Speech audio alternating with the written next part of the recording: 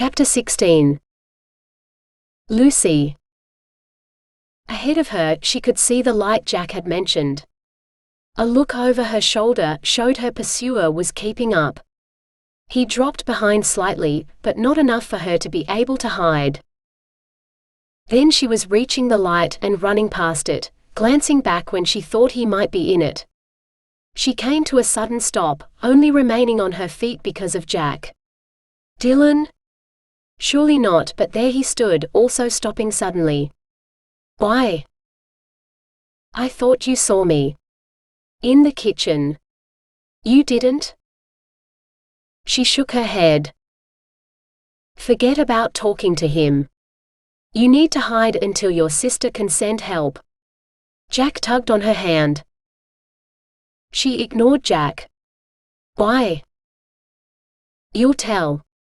I didn't mean for you to know I was there. I just wanted to leave another rose for you. I'm sorry about the ink. I shouldn't have got mad about your boyfriend. I thought you liked me. You said the roses were sweet and romantic. You gave them to me. She slowly shook her head, not wanting to believe it was Dylan. He was the last person she wanted roses from. She thought of Cole. Well, one of the last people. Come on. Jack tugged on her hand again. Run while he's confused. Just because you know him doesn't mean he won't hurt you. While Jack was still talking, Dylan said, I thought you liked me. Every time I came over with Justin, you sat with me and talked to me. She was going to kill her sister. He's not going to hurt me, Jack. She turned to Dylan. I was being polite. Maybe she should tell Cole to quit staring at her. Just in case. Who are you talking to? Dylan looked in the direction she'd spoken. There's no one there. Who's Jack? Go home, Dylan. And you won't tell anyone? I can visit you Monday afternoon when Justin visits Leah. You've got to be kidding me. The words exploded from her. Shut up. Let him think what he wants, Jack said. You can't tell. You have to promise not to tell. Dylan took a step towards her. Lucy backed away. Tell him you won't. Promise whatever he wants to hear. Whatever it takes to get rid of him, Jack said. Okay. I won't tell. I'm sure you won't do it again. She took a step away from him. And I'll see you Monday afternoon. You will?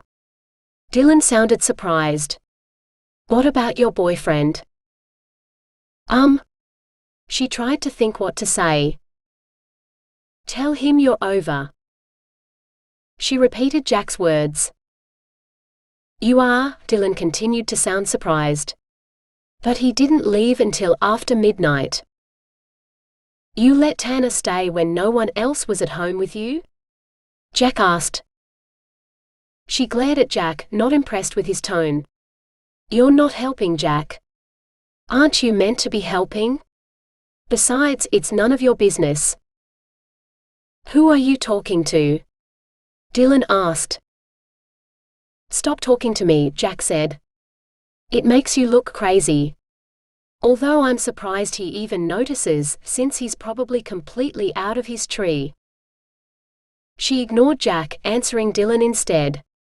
My imaginary friend. Dylan stared at her for a moment. You don't mean anything you just said. You're going to tell, aren't you? And I haven't had an imaginary friend since I was 9. I was only a kid. It's okay for a kid to have an imaginary friend. She nearly groaned but stopped herself at the last moment. It wouldn't help, only make it harder to undo her mistake. I didn't mean it.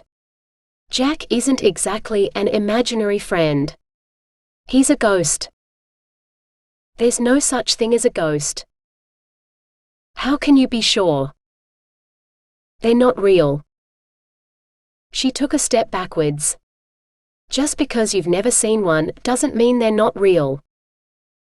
This isn't helping, Jack said.